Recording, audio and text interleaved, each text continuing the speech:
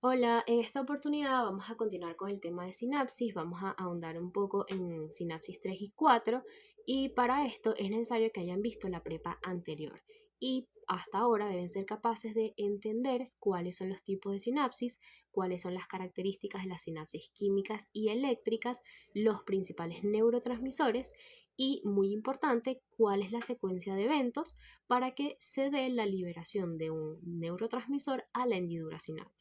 Entonces, con esto dicho, acá vamos a empezar hablando acerca de los eventos que ocurren en la hendidura. Básicamente, ya sabemos que gracias a un potencial de acción presináptico se abren unos canales voltaje dependiente de calcio que van a inducir que estas vesículas preformadas con un pool de neurotransmisores se una con la membrana plasmática y sea capaz de liberarlos a esta hendidura. Una vez aquí, el neurotransmisor puede llegar a sus distintos receptores, ser capaces de estimularlos y en este caso permitir un cambio conformacional que de como consecuencia la entrada de una corriente de sodio que será capaz de despolarizar la membrana y generar un potencial posináptico. Eso es en esta figura, pero hay otros eventos que también vamos a ver más adelante. Ahora, ¿qué es la liberación cuántica de un neurotransmisor? Bueno, el término cuanto se refiere a los intervalos de cantidad predeterminados en los que ocurre la liberación del neurotransmisor en la sinapsis neuronal. Esto lo que quiere decir es que la liberación se va a dar en paquetes o en unidades discretas. Entonces, como les estaba comentando, el neurotransmisor en la hendidura sináptica puede tener distintos destinos.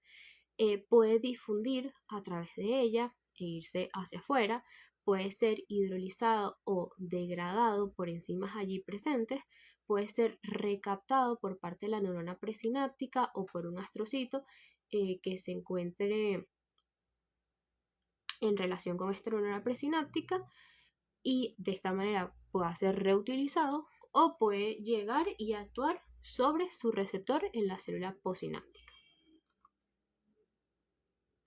Aquí vemos la diferencia en los transportadores encargados de la recaptación de neurotransmisores, en donde el glutamato va a tener un transporte específico que viene dado o viene facilitado gracias al cotransporte con sodio y simultáneamente pues se da la salida de potasio.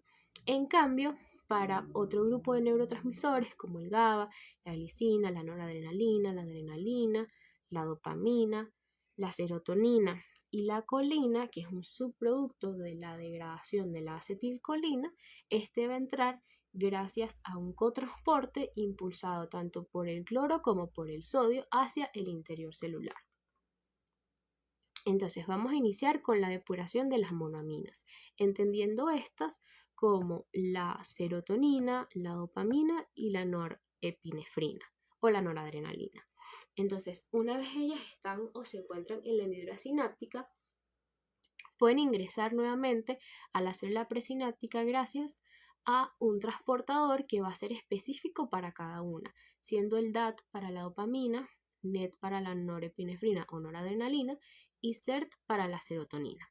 Entonces, en este caso, esto va a estar impulsado gracias al gradiente químico del sodio. Entonces, va a haber un cotransporte que permita la entrada de un ion de sodio junto con un neurotransmisor.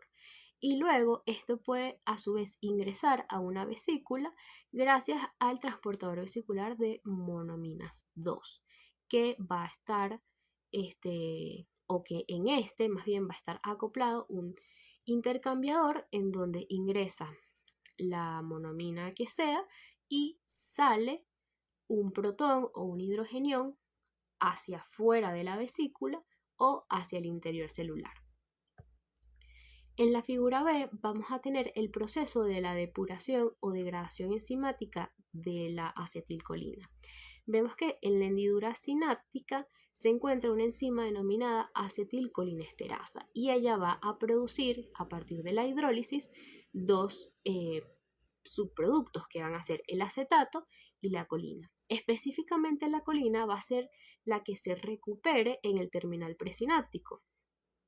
Y esto se hace a través de un transportador de colina de alta afinidad que es el CHT que vemos acá. Y este también va a ser impulsado gracias al gradiente químico del sodio. Entonces ambos ingresan como un cotransporte, luego la enzima colina acetiltransferasa une el acetato con la colina, forma el neurotransmisor que ingresa a una vesícula para que este nuevamente pueda ser liberado más adelante gracias al transportador vesicular de acetilcolina que, similar al visto anteriormente, también intercambia un protón que va al interior celular o va afuera de la vesícula y la acetilcolina puede entrar a la misma.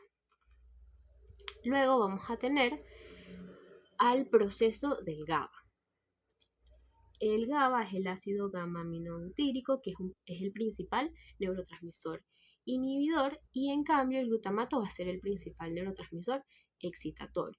Entonces, en este caso, la célula glial que vemos a continuación o adyacente a la célula va a ser un astrocito. Entonces, lo primero que ocurre es que el GABA que ha sido liberado va a poder ser recaptado tanto por la célula presináptica como por el astrocito gracias a distintos transportadores. En el caso del terminal presináptico va a ser GAT1 impulsado por un cotransporte con sodio y en el caso del astrocito es GAT3.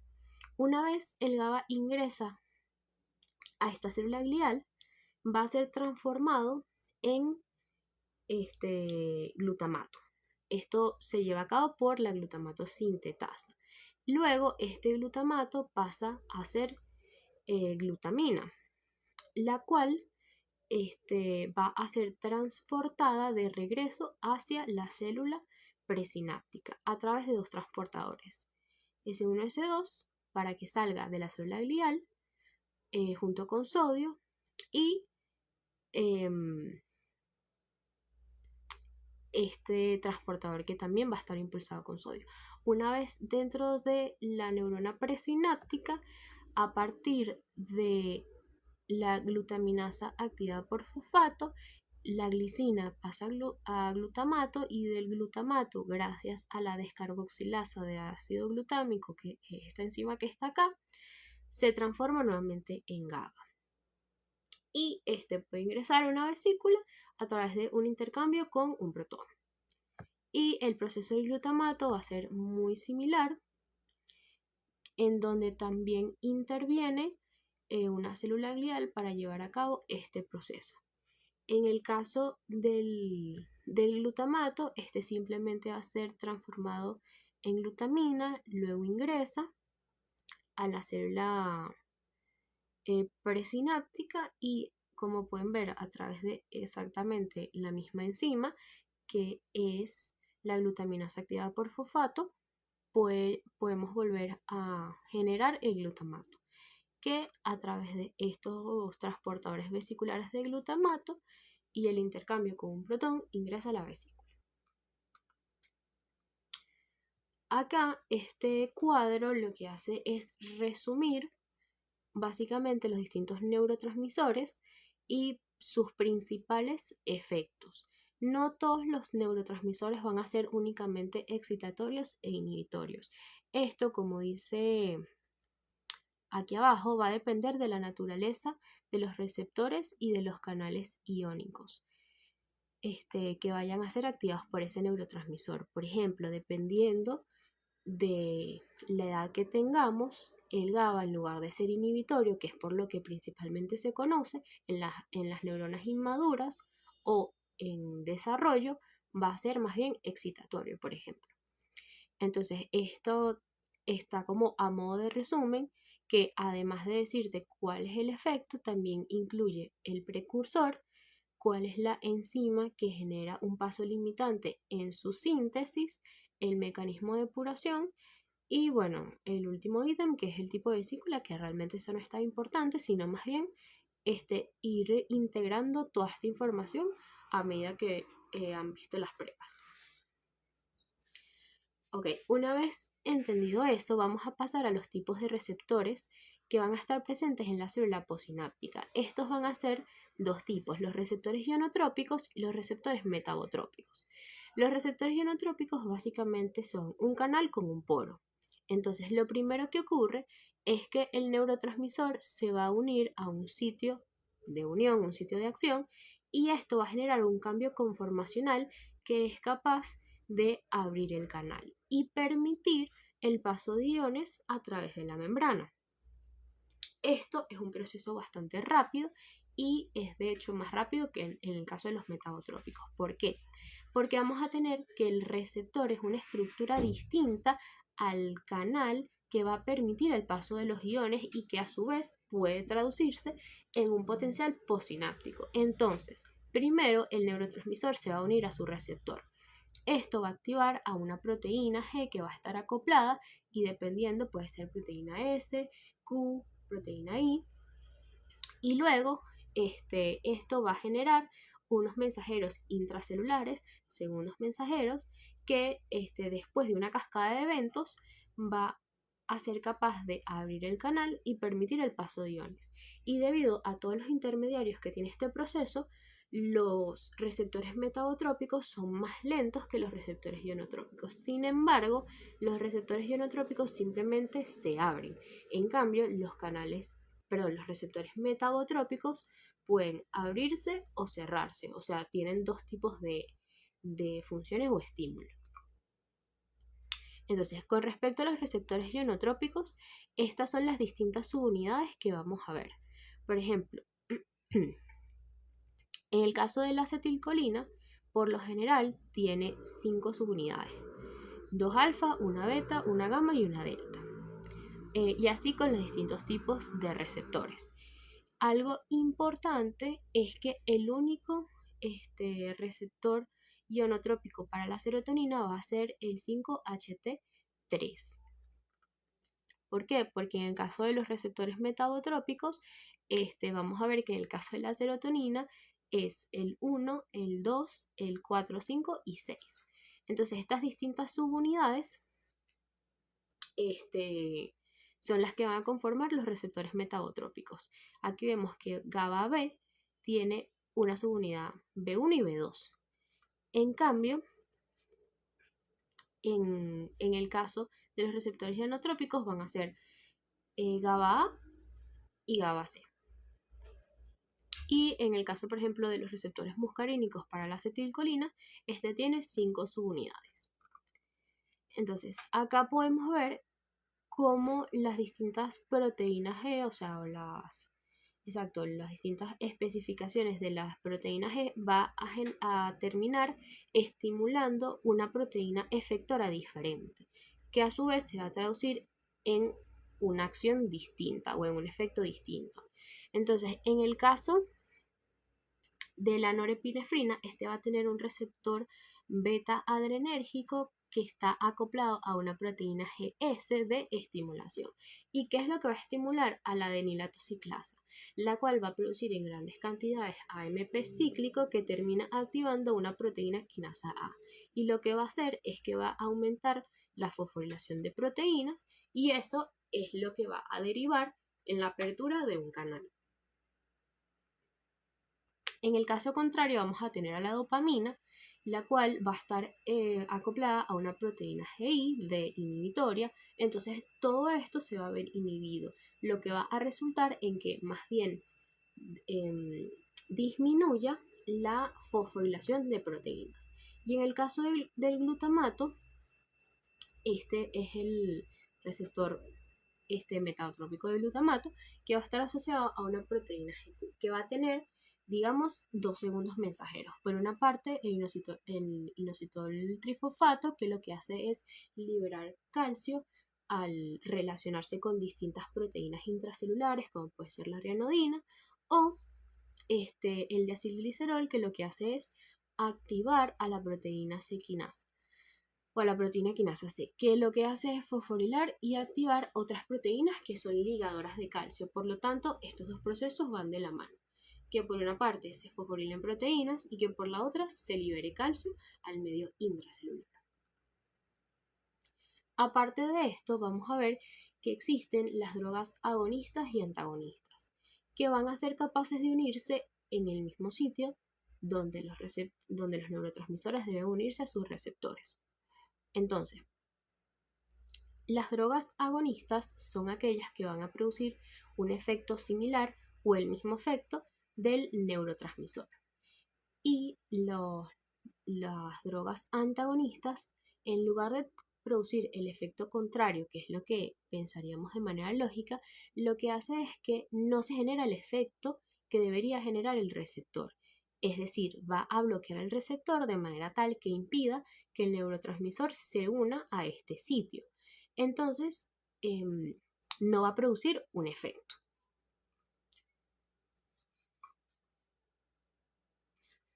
Ok, veremos que entre las drogas agonistas y antagonistas, vamos a tener, por ejemplo, para la acetilcolina, como agonistas el carbacol y la nicotina. Aquí podemos ver la similitud estructural que tienen y en el caso de la noradrenalina, su agonista es la mescalina, que es un tipo de alcaloide que puede provocar alucinaciones. Y como antagonista tenemos el ejemplo de turbocurarina, que es el principio activo del curare. El curare es una sustancia que utilizan los indígenas para cazar animales. ¿Por qué? Bueno, les explico. La acetilcolina va a ser el neurotransmisor encargado de que se promueva la contracción muscular. Es decir, es el neurotransmisor que se libera en la placa o en la unión neuromuscular que finaliza o cuyo efecto es la contracción del músculo esquelético, el músculo estriado. Entonces, el curare lo que hace es que paraliza al animal y por eso es que se coloca en la punta de las flechas. Entonces, la de tubucurarina lo que va a hacer es bloquear el sitio de unión de la acetilcolina con su receptor, que en el caso de el músculo estriado, el receptor es un receptor ionotrópico que se denomina colinérgico nicotínico, que es lo que vamos a ver a continuación. Entonces, los receptores colinérgicos son en esencia dos, uno que es ionotrópico y otro que es muscarínico. En el caso del receptor ionotrópico, como podemos ver, este está conformado por 5 subunidades, 2 alfa, una beta, una delta y una gamma. Y este es el que se encuentra en la unión neuromuscular. Entonces la acetilcolina se va a unir esencialmente en las dos subunidades alfa y esto va a provocar un cambio conformacional en la parte del dominio extracelular y hace que los hélices que formen unos poros y por lo tanto se pueda abrir el canal que va a permitir tanto la entrada de sodio como la salida de potasio. Entonces aquí podemos ver que esta sería la subunidad, bueno, serían dos subunidades alfa que están relacionadas con una hélice que al unirse se abre el poro y permite el paso de las corrientes. Y el receptor metabotrópico son los muscarínicos. Este va a tener 7 dominios que, como pueden ver, van a atravesar la membrana plasmática y la acetilcolina se va a unir a un único sitio de unión que va a estar en la parte profunda del canal. Y lo que va a hacer es que va a generar un cambio que le va a permitir a la proteína G unirse a la parte o al dominio citoplasmático del receptor muscarínico para la acetilcolina. Y este es el que va a mediar la respuesta en forma de potenciales postsinápticos. Estos receptores van a formar parte de las respuestas colinérgicas en órganos como el corazón, el músculo liso, las glándulas exocrinas y, por ejemplo, son los responsables de la baja frecuencia cardíaca a través de la estimulación, por ejemplo, del nervio vago. Ok, con respecto a los receptores glutamatérgicos, vamos a tener varios. Por una parte tenemos receptores ionotrópicos, que estos van a estar denominados justamente por los agonistas que los activan, que bueno, se los escribe aquí, realmente esto no es importante, pero así como que le ven un porqué de las cosas. Entonces vamos a tener el AMPA y el NMDA. Este tiene bastantes características, por lo tanto lo vamos a ver pues a más detalle. Y el receptor metabotrópico es este que vemos acá, que bueno, yo les recomiendo que se lo aprendan como receptor metabotrópico de glutamato. Entonces, lo primero que vamos a ver es el receptor NMDA, el cual está conformado muy similarmente a los otros receptores ionotrópicos, pero lo que más destaca es que va a permitir el paso de sodio, de potasio y además de calcio. Y esto lo que va a hacer es que va a ser capaz de aumentar las concentraciones de calcio en la neurona o en la célula postsináptica, lo cual hará que el calcio actúe como un segundo mensajero para llevar a cabo procesos de señalización intracelular. Aparte de eso, como podemos ver, va a tener un sitio de unión para el magnesio, pero este magnesio lo que va a hacer es bloquear el canal, lo que quiere decir que este poro se bloquea cuando los potenciales de membrana están hiperpolarizados. Entonces, la despolarización induce a que pueda liberarse o desplazarse el magnesio de su punto o sitio de unión y permitir entonces un flujo a través del receptor. Esto lo que quiere decir es que el magnesio va a tener una dependencia del voltaje. Y otra característica es que este receptor va a tener como coagonista a la glicina. Es decir, que la glicina puede unirse también a este receptor. Entonces, ¿cómo funciona el receptor el NMDA? Bueno, este se va a abrir gracias a la despolarización de la neurona postsináptica. Entonces, primero se activaría el receptor AMPA, por ejemplo, el glutamato viene, se une en su sitio de unión, permite la entrada de sodio. Esta masiva entrada de sodio lo que hace es que va a modificar el potencial de la membrana de manera tal que se va a despolarizar, permite que el magnesio que estaba bloqueando el canal se separe de su sitio de unión y esto activa al mecanismo en donde pueda fluir el sodio y el calcio intracelularmente, o sea que pueda pasar del espacio extracelular al espacio intracelular. Con respecto a los receptores GABAérgicos, vamos a tener que el GABA A y el GABA C son ionotrópicos, como lo había dicho anteriormente, y estos canales van a ser permeables al cloro. En cambio, el GABA B va a ser un canal metabotrópico. Entonces, en el caso de los receptores ionotrópicos, aparte del uso o de la acción que tiene el cloro, también es un cotransportador de potasio. Entonces, esto va a mantener una baja concentración intracelular de cloro. Aparte de eso, el receptor de tipo GABA A va a consistir en dos subunidades alfa, dos subunidades beta y muy a menudo una subunidad delta.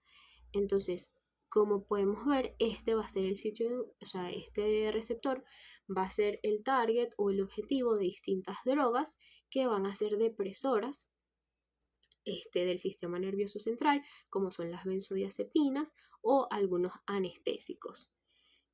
¿Por qué? Porque entonces esto lo que va a hacer es que va a potenciar el efecto que genera de por sí el receptor. Con respecto al receptor GABA B, estos también son inhibidores y van a ser selectivos de cloro. Además de esto, ellos tienen como otra acción que bloquean los canales de calcio, inhibiendo por esa otra vía las células posinápticas. Esta, como ya les había comentado, van a estar conformadas por una subunidad beta y una subunidad alfa, una subunidad beta 1 y una subunidad beta 2. Y en la subunidad beta 1 vamos a tener, y se ve borroso, pero bueno, vamos a tener un dominio que se llama Venus Flytrap, en donde es específico que se une el GABA. Entonces el GABA se une a su dominio Venus Flytrap en la subunidad beta 1. Esto hace que el dominio acá se cierre y permita que una proteína G se una desde el punto de vista intracelular y active procesos de señalización y cascada de segundos mensajeros. Este es un resumen y les recomiendo que le presten mucha atención a esto, ya que es muy probable que sea una pregunta de examen. Aparte, les coloqué esta foto en donde podemos ver que los receptores colinérgico nicotínico de serotonina, el GABA A, que es el ionotrópico, y el receptor de glicina van a ser pentaméricos. En cambio, los receptores ionotrópicos para el glutamato van a ser todos tetraméricos. Entonces, yo les recomiendo que se aprendan muy bien esto. Aquí está lo que les comenté de la serotonina, que el único ionotrópico es el 3. Y bueno, que tengan esto presente, que ya lo hemos hablado. Ahora vamos a pasar a hablar acerca de los potenciales postsinápticos. Los potenciales postsinápticos son, en esencia, potenciales electrotónicos y por lo tanto tienen las siguientes propiedades. Primero, su amplitud es variable y va a depender de la cantidad de neurotransmisor liberado, que a su vez va a depender de la frecuencia de potenciales de acción. Es decir, que si tú tienes una alta frecuencia de disparo de potenciales de acción, vas a poder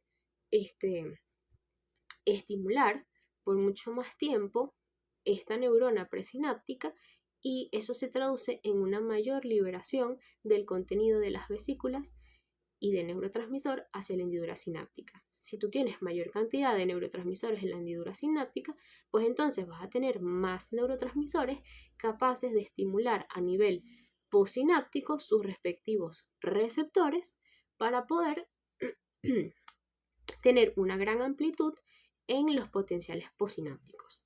Estos además, como ya sabemos, se decaen o se disipan con el tiempo y la distancia en función a la constante de espacio y de tiempo de la membrana. Y otra cosa es que hay un fenómeno de sumación, tanto en el tiempo y en el espacio, lo cual es importante para poder integrar la información en el sistema nervioso central. Entonces, acá, en primer lugar, podemos ver lo que les estaba comentando, que si se estimula puntos de 0 milímetros y se va registrando con distintos electrodos, vamos a ver que la amplitud en cada uno es distinta porque ella va decayendo en relación al tiempo y al espacio. Entonces vemos que en la menor distancia, que es 0 milímetros, se logra un potencial de la placa motora de 20 milivoltios. En cambio, a unos 2 milímetros apenas se llega o ni siquiera llega a los 5 milivoltios. Aparte de eso, podemos ver, volviendo al tema de la acetilcolina, que si nosotros le colocamos curare a un músculo para limitar la activación del receptor, en vamos a poder evidenciar, o sea, en el registro, después de la estimulación, vamos a poder evidenciar que hay un retraso para la producción del potencial postsináptico, el cual vamos a ver que se va a dar en mayor distancia y tiempo. Entonces, estos potenciales van a estar determinados por las distintas corrientes. Esto ya lo habíamos hablado. Las corrientes de entrada van a estar mediadas por el gradiente electroquímico de iones que tienen cargas positivas, que van a ser el sodio y el calcio. Es decir, el sodio y el calcio van a tener un efecto despolarizante. En cambio, la corriente de salida puede venir dada desde dos puntos de vista. Primero, por una salida de iones como el potasio, que son positivos, o la entrada de iones negativos, como es el caso del cloro. Y ambos, que se consideran corrientes de salida, van a tener un efecto hiperpolarizante, lo que significa que van a hacer el potencial de la membrana más negativo. Entonces, ahora vamos a hablar acerca del potencial de inversión. ¿Por qué? Porque va a ser necesario para poder categorizar a un potencial posináptico como excitatorio o como inhibitorio. Entonces, ¿qué es el potencial de inversión? Es el valor del potencial de membrana en el cual la fuerza electromotriz de un ion se hace igual a cero.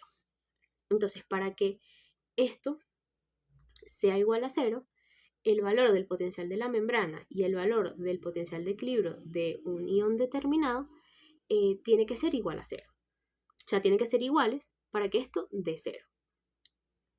Entonces, en el caso del potencial posináptico excitatorio, vemos que este ocurre cuando hay una corriente de entrada, que es la que vemos en el caso del transmisor D, que al ver el potencial,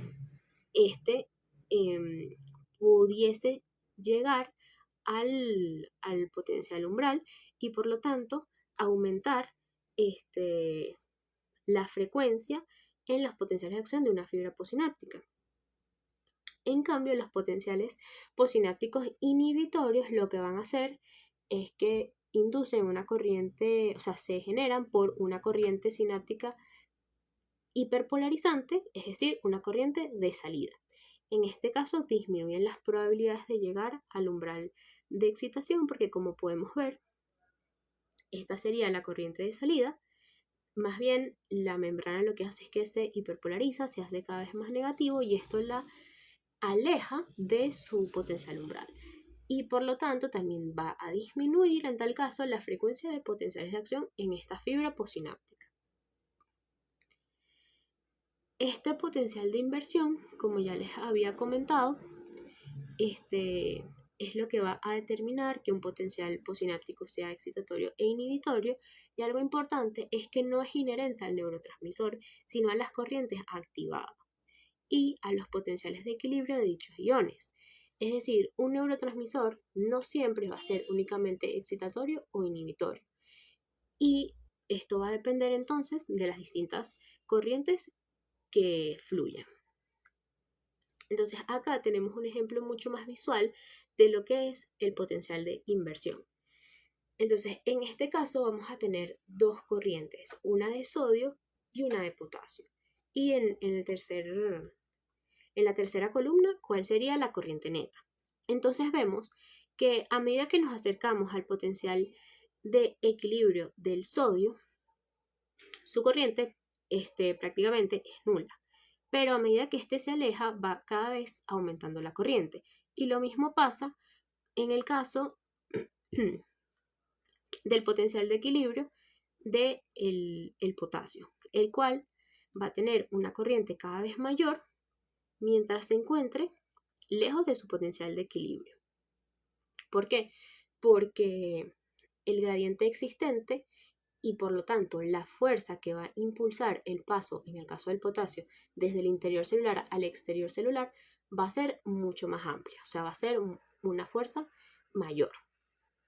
Entonces, cuando nosotros integramos o sumamos estas corrientes, vemos que a 60 milivoltios es una corriente predominante de salida, ya que predomina la corriente del potasio. En el caso de menos 80 milivoltios, lo que predomina es la corriente de entrada debido al sodio, y a menos 10 milivoltios, la corriente del sodio y del potasio básicamente se anulan porque tienen la misma magnitud. Y por lo tanto, este es el punto donde encontramos el potencial de inversión.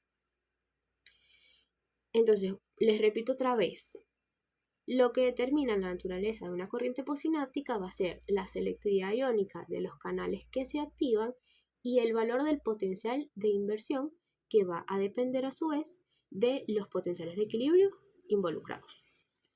Y nuevamente, con el punto que ya habíamos comentado, no existe nada en una sustancia transmisora que sea excitador o inhibidor de manera inherente. Entonces aquí vemos si el potencial de inversión es más positivo que el umbral, esto va a resultar en un potencial posináptico excitatorio. En cambio, si el potencial de inversión es más negativo al umbral, va a resultar en un potencial posináptico inhibitorio. Entonces aquí tenemos dos ejemplos, uno con el glutamato y uno con el GABA. Esta sinapsis que va a ser activada por el glutamato va a ser capaz de generar un potencial posináptico excitatorio que logre llegar al potencial umbral, lo cual dispara un potencial de acción que, como ya sabemos, va a tener tres fases, la de despolarización, repolarización e hiperpolarización. Y posteriormente vuelve a su valor de membrana en reposo, que en este caso pues lo estamos tomando como menos 60 milivoltios. ¿Qué pasa en el caso del GABA?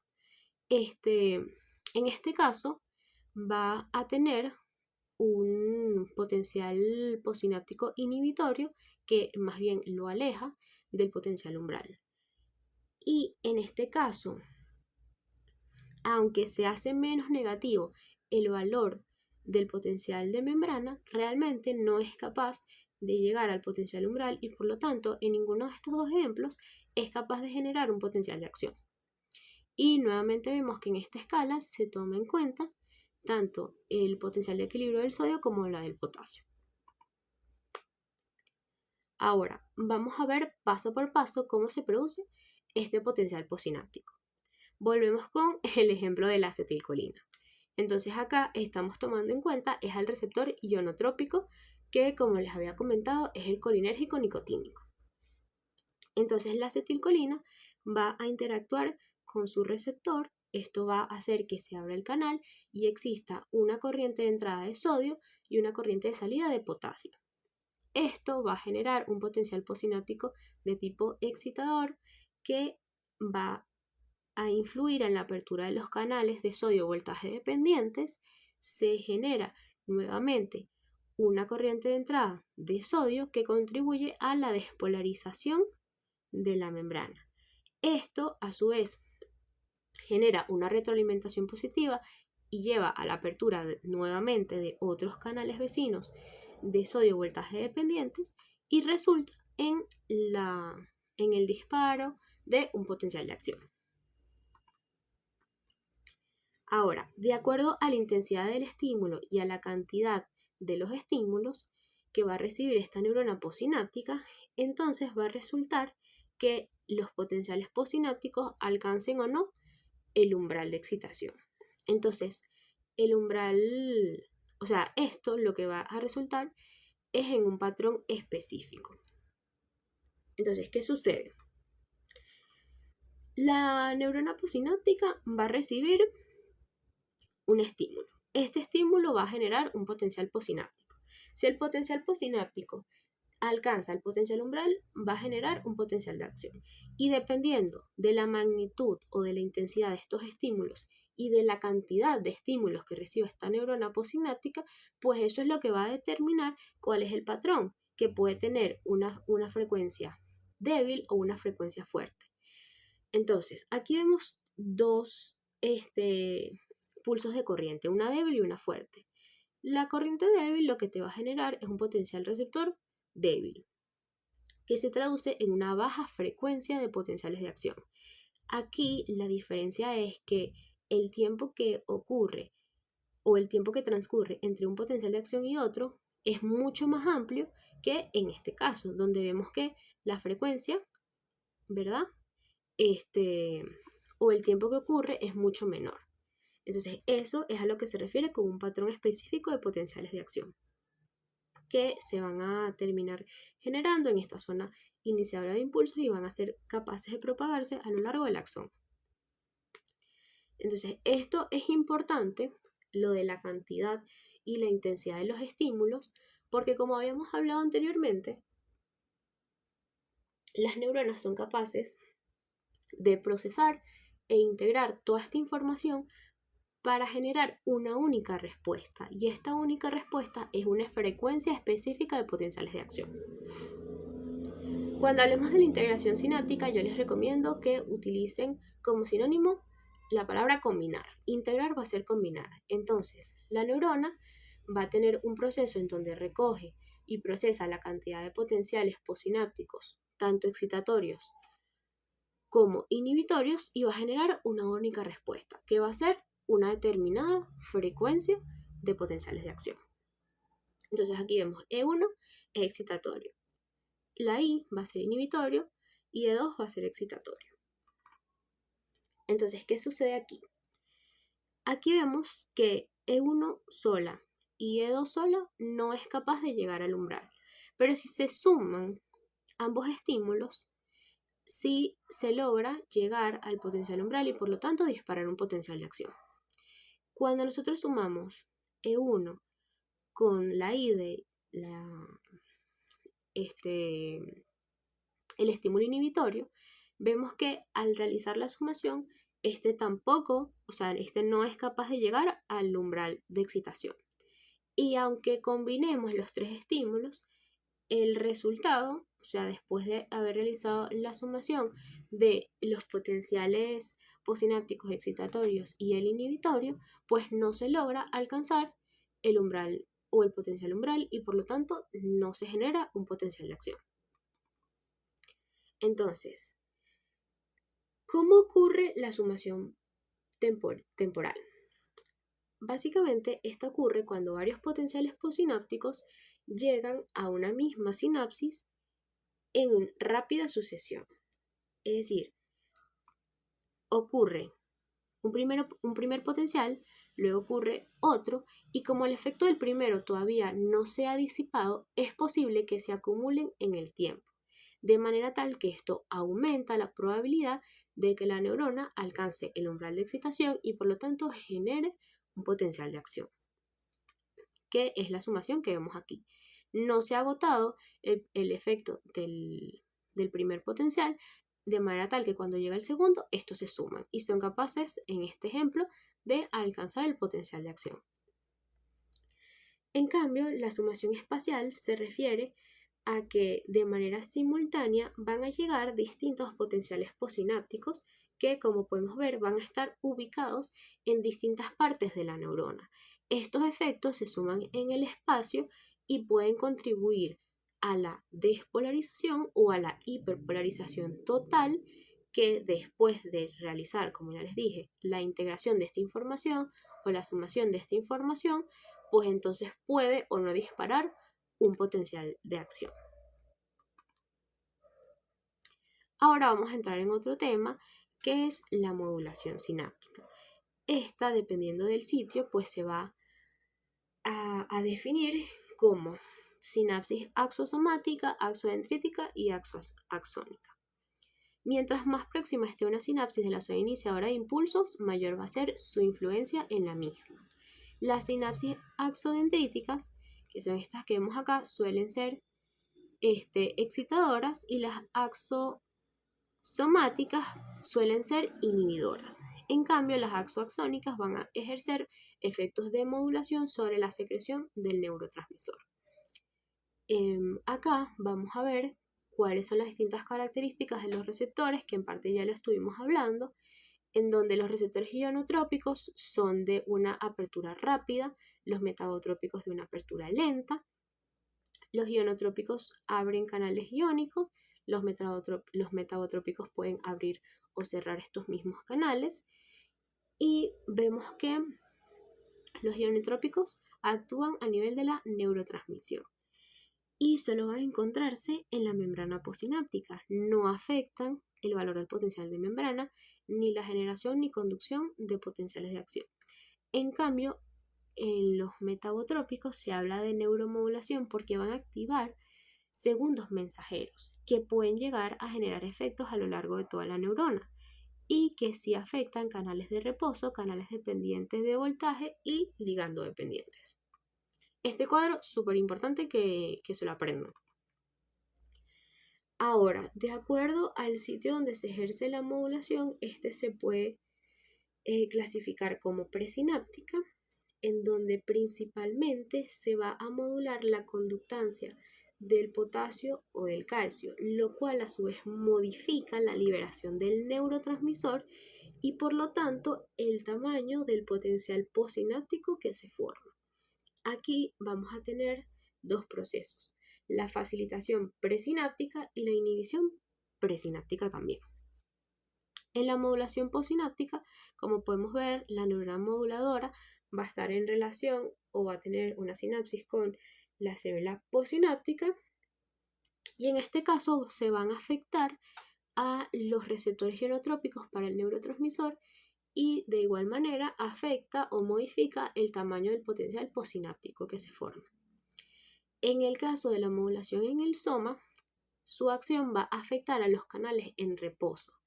Esto significa que va a modificar las propiedades electrofisiológicas de la neurona. ¿Cómo? Bueno, puede actuar sobre los canales de potasio, que sabemos que es muy importante para restablecer el valor del potencial en reposo. Entonces, si los bloquea, esto significa que la membrana va a ser capaz de acercarse más al valor del umbral de excitación, de manera tal que va a necesitar un estímulo de menor magnitud para desencadenar entonces una respuesta o un potencial. Entonces, esto significa que si esta neurona moduladora afecta el canal de potasio en reposo, puede hacer a esta neurona postsináptica mucho más sensible. Bueno, ahora vamos a pasar a hablar sobre la modulación sináptica y los segundos mensajeros.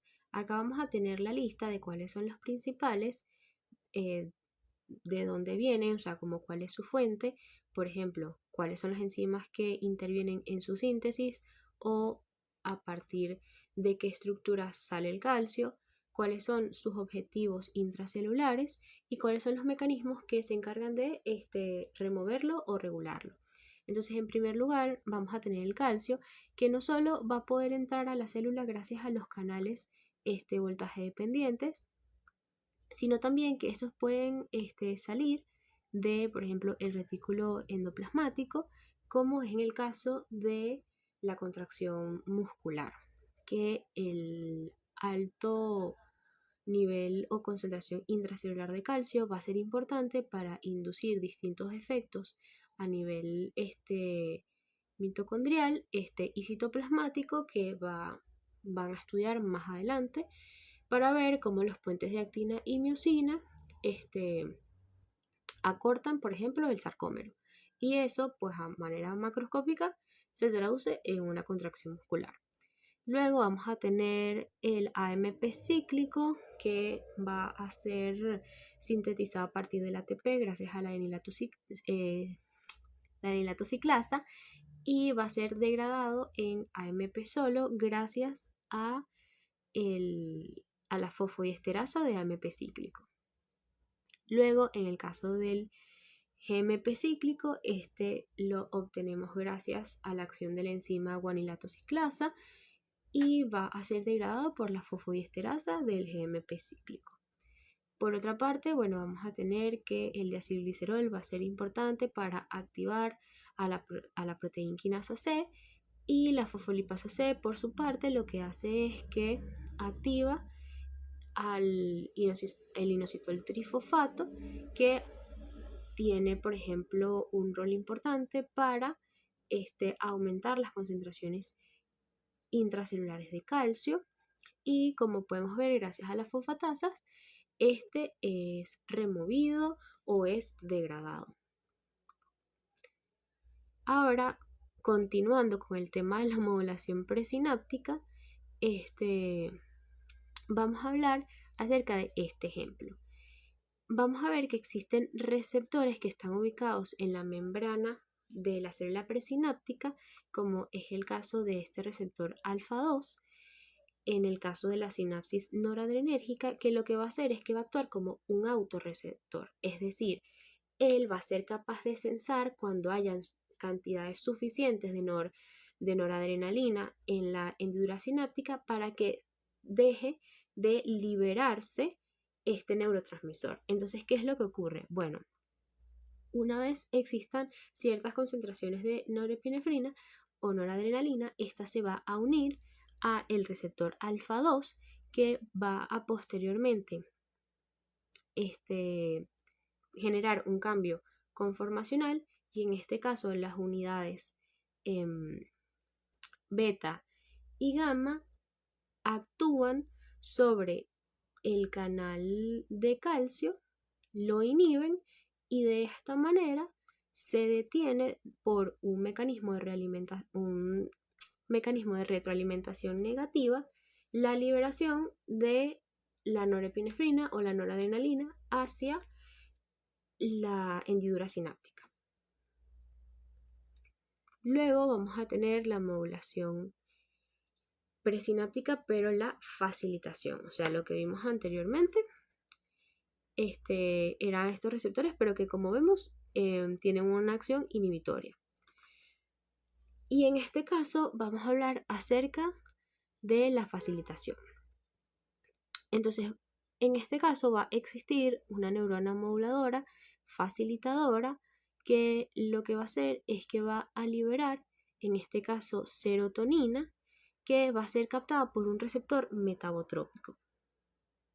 Este receptor metabotrópico está relacionado con la anilatociclasa, aumentan los niveles de AMP cíclico, y esto lo que hace es que cierra los canales de potasio voltaje dependientes. Como habíamos hablado anteriormente, este canal va a ser importante para restituir los valores de reposo. Entonces, si tú los cierras, esto va a hacer que el potencial de acción se mantenga en el tiempo, o sea, que sea prolongado, lo cual aumenta el flujo de entrada del calcio, lo que se traduce en un aumento del neurotransmisor liberado, en este caso el glutamato, que va a poder actuar sobre esta motoneurona.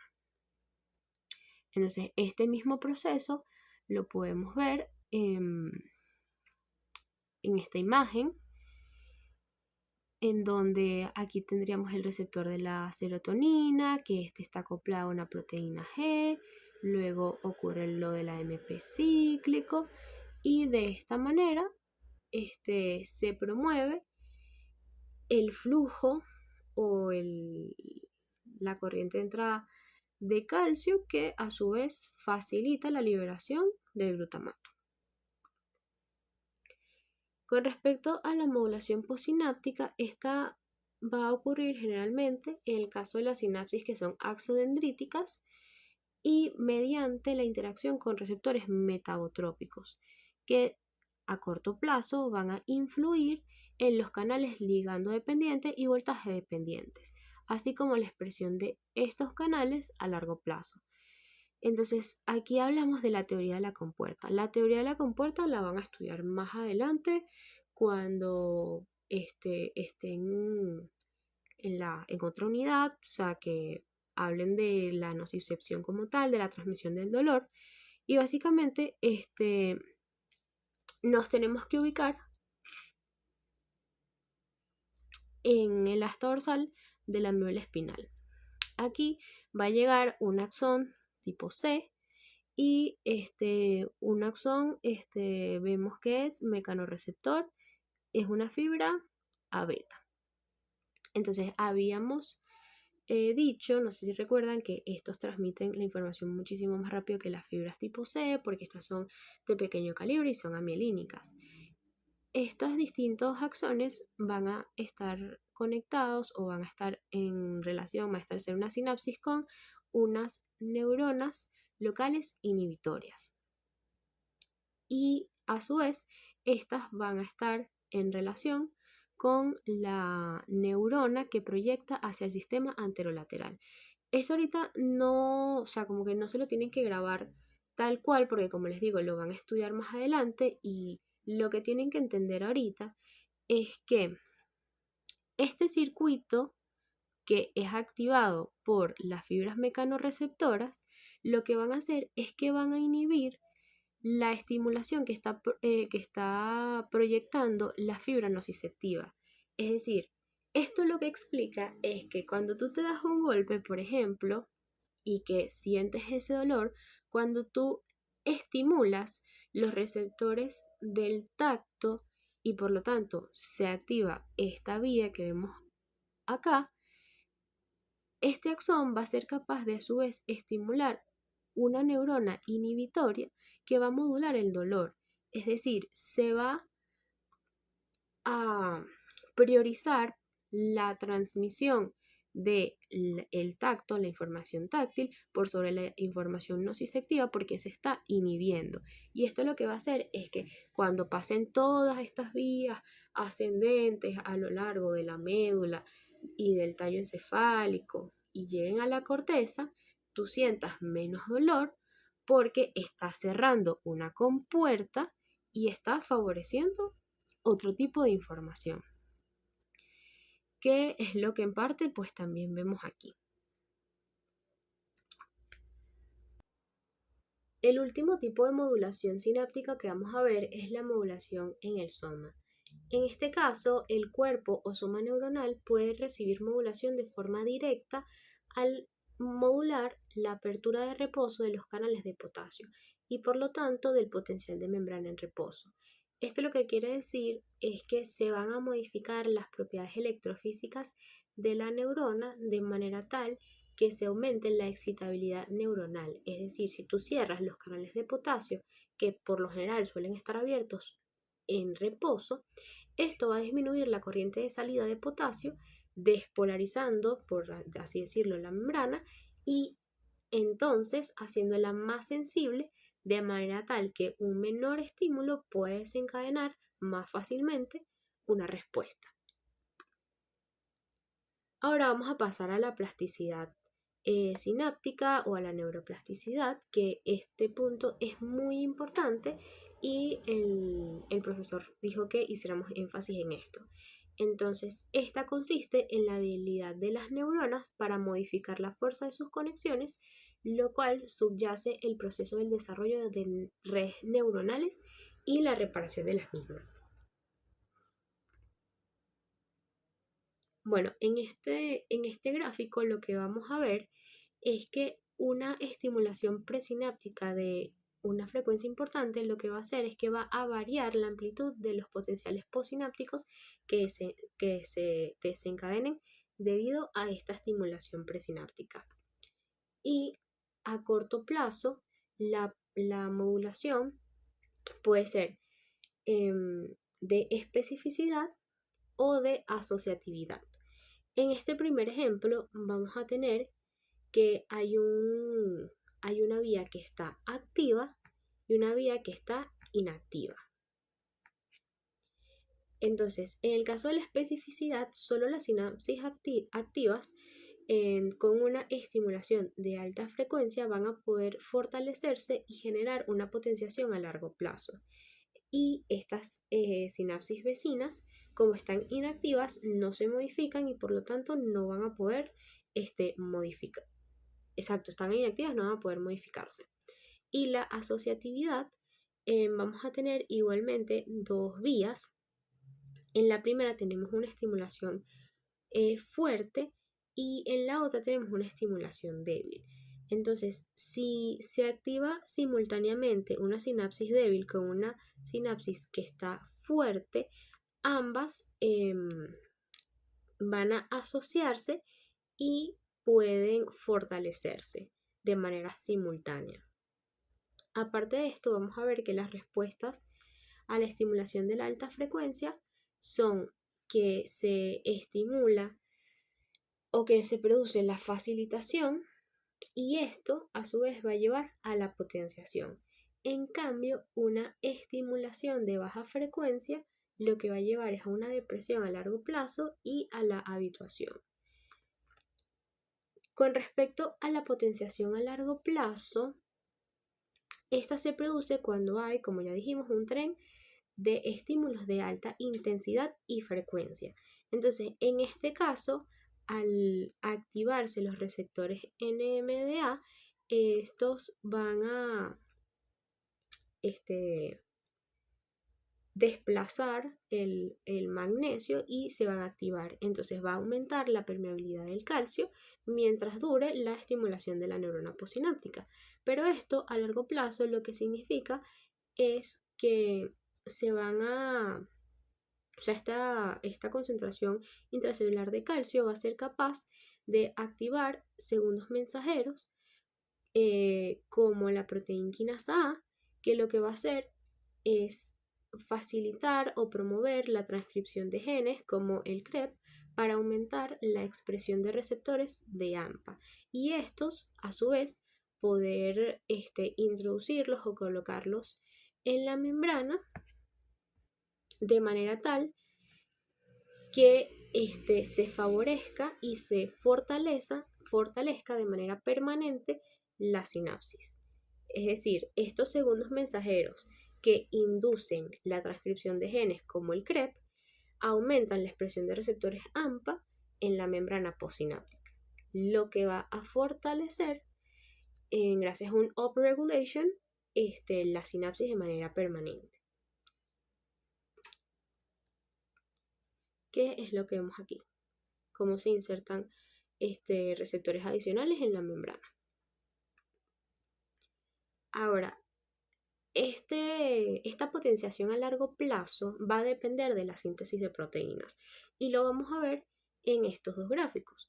En la parte A vamos a ver que como el porcentaje basal es el 100%, pero en la hora cero se está suministrando un estímulo de alta intensidad que va a generar un cambio rápido y un potencial de gran amplitud.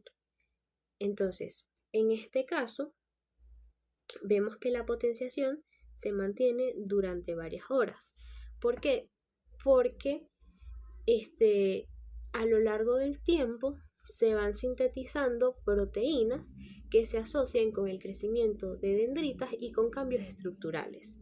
Entonces, de esta manera, aunque al principio no hizo falta la síntesis de proteínas para la potenciación temprana, para que ésta pueda mantenerse en el tiempo, sí es necesario que hayan cambios estructurales y la síntesis de nuevas proteínas. ¿Y cómo lo podemos comprobar? Bueno, si nosotros colocamos un inhibidor de la síntesis de proteínas y de igual manera colocamos en la hora cero un estímulo muy amplio, vemos que va a aumentar ampliamente este potencial postsináptico excitador. Sin embargo, tras una hora ya comienza a decaer de manera importante hasta regresar a su porcentaje o nivel basal. ¿Y por qué esto ocurre? Porque no se mantiene como en el caso del control, porque habíamos colocado un inhibidor de la síntesis de proteínas, lo que quiere decir que en una fase tardía o sostenida en el tiempo, la potenciación no se puede mantener porque la célula no está produciendo nuevas proteínas. Y esto lo que quiere decir es que para que se lleve a cabo esta plasticidad sináptica e incluso la memoria a largo plazo, va a depender de cambios estructurales y moleculares duraderos. Ahora, con respecto a la depresión a largo plazo, esta, por el contrario, va a venir dada gracias a una baja estimulación en la neurona postsináptica, lo que lleva entonces a la activación de fosfatasas, como es este caso. Entonces, esta activación de fosfatasas lo que va a hacer es que se internalicen o, digamos, se retiren de la membrana postsináptica los receptores AMPA, lo que resulta en la disminución de la sensibilidad de esta célula postsináptica al glutamato, debilitando a largo plazo la sinapsis entre ambas neuronas. Bueno, espero que esto les haya servido. Como les dije, esta parte es muy importante. Los receptores son muy importantes, cuáles son ionotrópicos, los receptores y su nombre para cada neurotransmisor. Y bueno, cualquier duda estoy pendiente.